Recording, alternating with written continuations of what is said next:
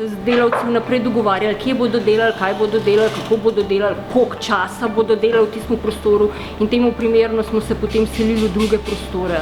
In velik problem so bile aparature, namreč aparature, ker je bilo ogromen prahu, aparature so občutljive na prah, kako zaščititi aparature, takrat, ko so aparature zaščitene, noben ne more na njih delati, ne. Tako da je bilo precej, bom rekla, čisto osnovnih logističnih problemov.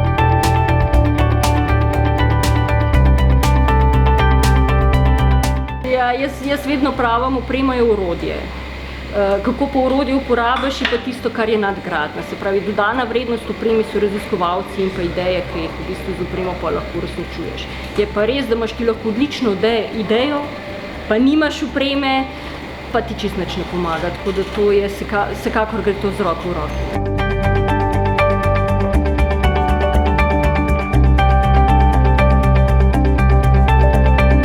Ja, kar se tiče standardov kakovosti, je tako, da mi delamo po standardu kakovosti dobre proizvodne prakse.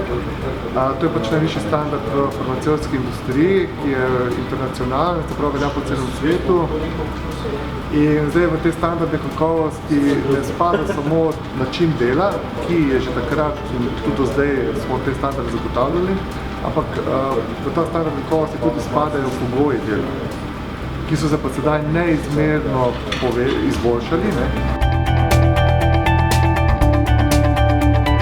Ta prostor je posebej hlajen, verjetno ste opazili, da je hladneje noter. To pa zaradi tega, ker ta sistem deluje na recimo nekje od 20 stopinj Celzija pa tam nekje do 350 stopinj Celzija. In ta sistem se tudi hladi preko prostora.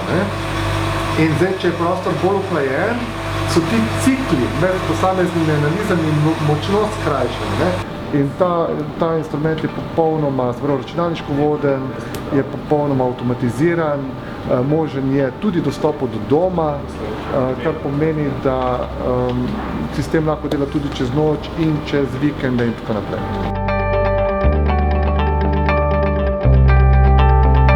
Ena od takih res prebojnih odkritij, ki smo ga v našem laboratoriju naredili, je nek nov tip nanostruktur, da v bistvu lahko proteine kot neke vrste origami oblikujemo v željeno obliko. To je nekaj takega, česar ni v naravi. V tem smo tudi prvi na svetu in mislim, da ima ta tehnologija izjemen potencial za prihodnost. In s tem napravam, ne samo s tole, ampak tudi z napravo, s katero lahko merimo, kako hitro se zvije v tako pravo strukturo, bomo lahko seveda najdli nek nadaljnji preboj naprej. Da smo dobili nek mikroskop, s katerim bomo lahko uporabljali recimo tehniko CRISPR, ki je pomenila eno veliko revolucijo, z njo lahko spreminjamo genom ne samo človeka, torej za odpravljanje določenih dednih bolezni, raziskovanje novih zdravil. Torej, s tem mikroskopom bomo to tehnologijo lahko peljali. To je tehnologija, za katero sem prepričan, da bo, naslednje leto najboljša Nobelova nagrada podeljena.